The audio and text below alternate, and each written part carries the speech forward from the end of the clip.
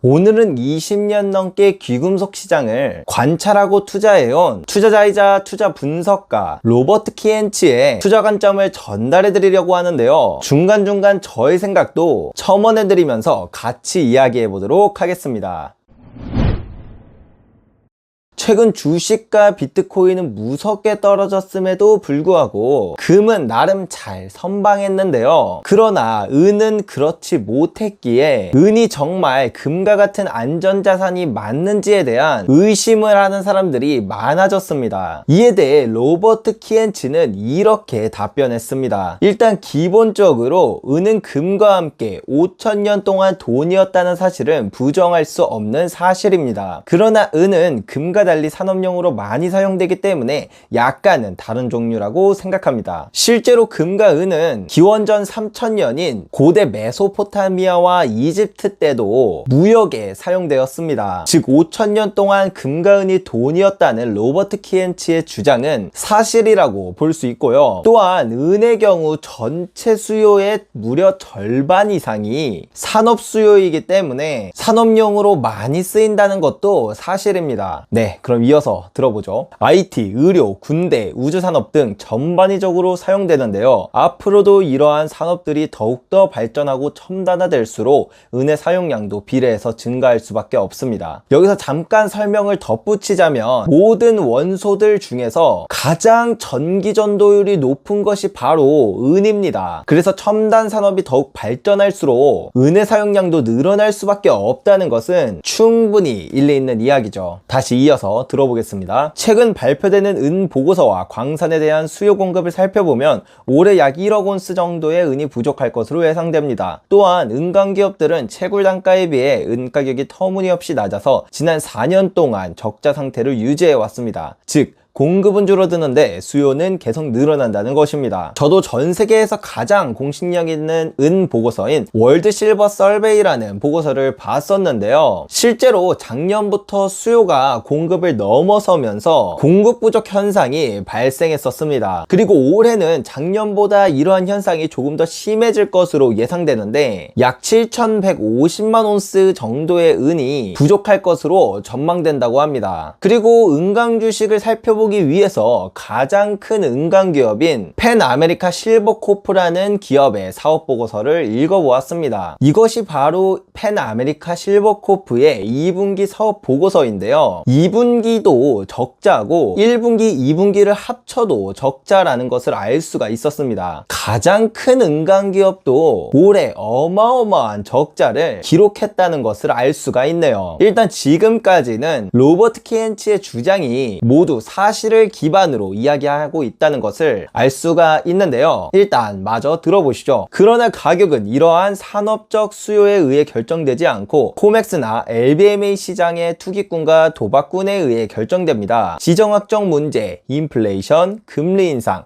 경기 침체 등 투기꾼들의 돈줄이 마르기 때문에 청산이 일어난 것입니다. 하지만 실제로 무역은 호황을 누리고 있고 산업적 수요와 이번에 일어난 하락은 아무런 관계가 없습니다. 이것도 일리 있는 주장입니다. 왜냐하면 경제 위기가 있었던 2008년 글로벌 금융위기 당시 은 선물 시세의 평균값은 약 17달러에서 12달러로 하락을 했지만 실물 은의 가격은 20달러에서 19달러로 거의 차이가 없다는 것을 알 수 있습니다. 즉 우리가 흔히 알고 있는 은 시세는 사실 선물 시세이고 이 선물 시세는 선물 옵션 트레이더들에 의해 결정되는 것이죠. 그리고 올해 은 수요는 작년보다 약 5% 더 증가해 11억 온스로 역사상 최고치를 갱신할 것으로 전망이 되는데요. 그럼에도 불구하고 이렇게 무섭게 가격이 하락하는 이유는 결국 전 세계 중앙은행들의 강한 긴축으로 투자 시장에서의 돈줄이 말라서 선물 옵션 트레이더들의 청산에 의한 것이라고 충분히 생각해 볼 수 있을 것 같습니다.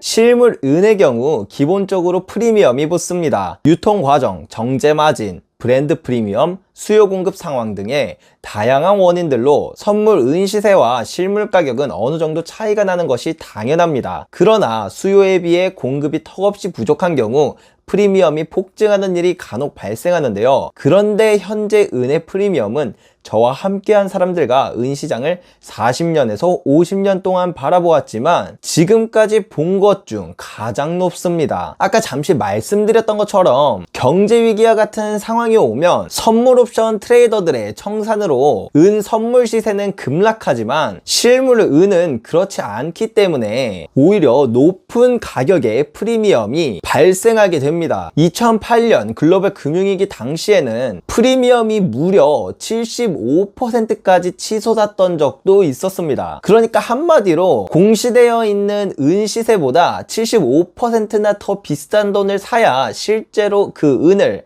내가 가질 수가 있다는 거죠. 근데 현재는 아직 뭐 그 2008년 글로벌 금융위기만큼의 위기는 아니라서 프리미엄이 높을 거라고 생각을 해본 적이 없었는데, 근데 이 주장을 듣고 저도 한번 직접 찾아보니까 현재 프리미엄이 69에서 한 75% 정도로 이미 금융위기와 비슷한 수준까지 올라왔더라고요. 뭐 일단 로버트 키엔츠의 주장을 마저 들어보겠습니다. 프리미엄은 실제 시장의 현실과 파생상품 시장의 차이인데 현재 은 가격이 $20 이하일 때 수익성 있게 채굴할 수 있는 광산은 없습니다. 따라서 발행시장에서의 공급 문제가 유통시장까지 전이된다면 그때 진짜 실버 스퀴즈가 시작될 것입니다. 여기서 발행시장과 유통시장에 대해서 여러분의 이해를 돕기 위해 잠깐 예를 들어 드리면요, 새우깡을 만드는 농심 공장이 발행시장, 그리고 새우깡이 유통되는 마트나 슈퍼가 유통시장이라고 생각하시면 됩니다. 현재 생산 단가가 안 맞아서 새우깡을 만드는 농심 공장에서는 새우깡 생산을 줄이고 있지만 아직 마트나 슈퍼에는 새우깡의 재고가 있다 보니까 아직 새우깡 품절 대란 현상이 오지 않았다라는 거죠. 실제로 워렌 버핏이 1997년에 은에 투자했었던 적이 있었는데요, 이때가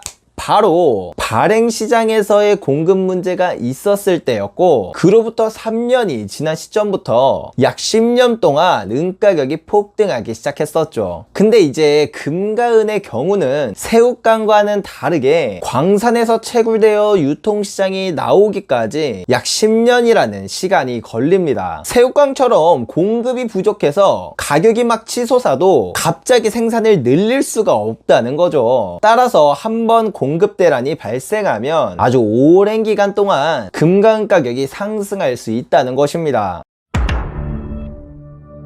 자, 오늘은 이렇게 로버트 키엔츠가 생각하는 은 시장에 대해서 알아보았는데요, 솔직히 그동안 이렇게 프리미엄이 많이 붙었을 줄은 상상도 못했었다 보니까 오랜만에 확인해보고 좀 놀라긴 했습니다. 아직 경제위기가 온 것도 아닌데 벌써 이렇게 프리미엄이 높아진 걸 보면 공급 부족 현상이 의외로 가까워졌다는 것을 의미하는 걸지도 모르겠네요. 일단 저도 공급 부족은 앞으로도 더 이어질 것이라는 것은 동의하는데요, 다만 워렌 버핏이 투자했을 때처럼 공급이 부족하면 점점 재고가 줄어드는데 재고가 완전히 부족해져서 가격이 막 치솟는 거는 조금 더 시간이 필요할 수도 있다는 점을 꼭 염두하시면서 투자 판단에 참고하시면 도움이 될 것 같습니다. 오늘도 영상 끝까지 시청해주셔서 정말 감사합니다.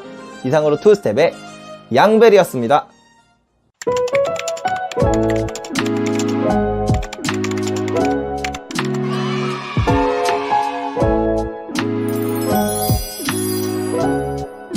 언젠가는 제 실버바를 사겠다고 사람들이 줄 서는 날이 오겠죠?